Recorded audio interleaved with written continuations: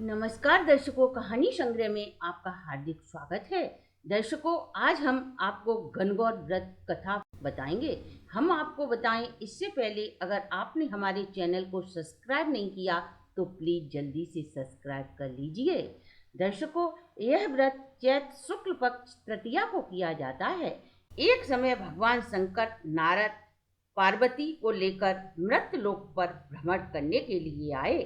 भ्रमण करते हुए तीनों एक गांव में पहुंचे। उसी दिन चैत्र शुक्ल पक्ष की तृतीया थी। गांव के लोगों को जब शंकर पार्वती की सूचना मिली तो धनी स्त्रियां उनके पूजा में नाना प्रकार के रुचिकर भोजन बनाने में लग गईं।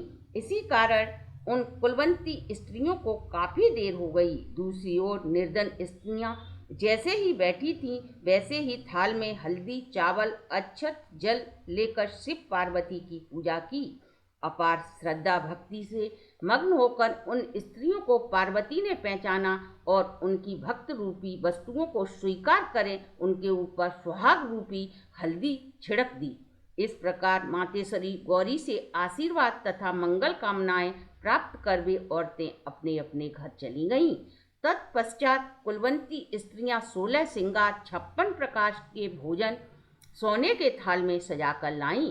तब भगवान शंकर ने शंका व्यक्त करते हुए पार्वती जी से कहा, तुमने तमाम सुहाग प्रसाद तो साधारण स्त्रियों में बांट दिया, अब इनको आप क्या दोगी? पार्वती जी ने कहा, आप इसकी चिंता छोड़ दें। उन्हें ऊपरी पदार्थों से मैंने निमित्त रस दिया है, इसलिए उनका सुहाग धोती में रहेगा, परंतु इन लोगों का मैं अपनी उंगली चीर कर रक्त सुहाग रस दूंगी, जो यह मेरे समान ही सौभाग्यशाली बन जाएंगी। जब कुलीन स्त्रियां शिव पार्वती की पूजा कर चुकी तो देवी पार्वती ने अपनी उंगली चीर कर अपने रक्त से उनके ऊपर छिड़काव किया और कहा, तुम सब वस्त्र धारण परित्याग कर माया मोह से रहित हो जाओगी। तन मन धन से पति की सेवा करना, तुम्हें अखंड सौभाग्य की प्राप्ति होगी। भवानी का यह आशीर्वाद सुनकर तथा प्रणाम करके कुलीन स्त्रियां अपने अपने घर लौट आईं तथा पतिपरायण बन गईं। छिड़का हुआ खून जिसके ऊपर जैसा पड़ा था वैसा ही सौभाग्य उन्हें प्राप्त हुआ। इसके पश्चात पार्वती ने पति की आज्ञा से नदी में जाकर स्नान किया, बालू का महादेव बनाकर पूजन किया, भोग लगाया तथा प्रदक्षिणा करके 2 कणों का प्रसाद खाकर पार्वती ने मस्तिष्क पर टीका लगाया। उसी समय पार्थिव लिंग से शिवजी प्रकट हुए और पार्वती को वरदान दिया, आज के दिन जो स्त्री मेरा पूजन तथा तुम्हारा व्रत करेंगी उनके पति चिरंजीवी रहेंगे और अंत में उन्हें मोक्ष मिलेगा। भगवान शिव यह वरदान देकर अंतर्ध्यान हो गए। तत्पश्चात पार्वती जी नदी के तट पर चलकर उस स्थान पर आईं जहां पतिदेव तथा ऋषि नारद को छोड़कर आई थीं।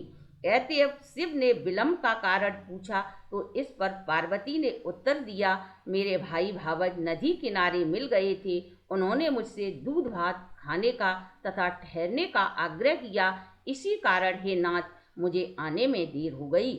ऐसा सुनकर अंतर्यामी भगवान शंकर स्वयं दूध भात खाने के लिए चल दिए। पार्वती ने समझा कि अब ढोल का पोल खुल जाएगा तो अधीर होकर पति से प्रार्थना करने लगी। शंकर के पीछे पीछे चलती हुई पार्वती जब नदी की ओर अवलोकन किया तो एक सुंदर माया महल दिखाई दिया, जिसमें शिवजी के साले और सहलज विद्यमान थे। ये लोग जब वहां पहुंचे तो उन लोगों ने उनका आदर सत्कार किया। 2 दिन तक तीनों ने उनका आतिथ्य ग्रहण किया। तीसरे दिन सुबह भगवान शिव ने पार्वती के चलने का आग्रह ठुकरा दिया, जिससे देवी काफी कुपित हुई और वह अकेली ही चल पड़ी। मजबूर होकर महादेव को उनका अनुसरण करना पड़ा। नारद भी साथ में ही थे। तीनों व्यक्ति चलते चलते काफी दूर निकल गए। सायंकाल होने पर शिवजी ने बहाना बनाया कि मैं तुम्हारे मायके में अपनी माला को भूल कर आया हूँ। इस पर पार्वती ने माला लाने को तैयार हुई, किंतु शिवजी की आज्ञा से वे जा न सकीं। नारद जी वहां गए। जाकर देखते हैं कि न तो कहीं महल का नामो निशान है और न माला है।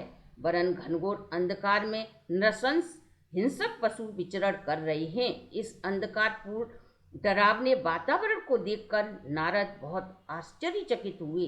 तत्क्षण अचानक बिजली के चमकने से वृक्ष पर टंगी हुई उनकी माला दिखाई दी, जिसे लेकर महामुनि भयातुर अवस्था में शीघ्र ही भगवान शिव के पास आए और अपनी विपत्ति का वर्णन कह सुनाया। इस प्रसंग को सुनकर हंसते हुए शिव ने नारद से उनका आदि मूल कारण बताया। हे मुनि, आपने जो कुछ दृश्य देखा था वह पार्वती की अनोखी माया का प्रतिफल है।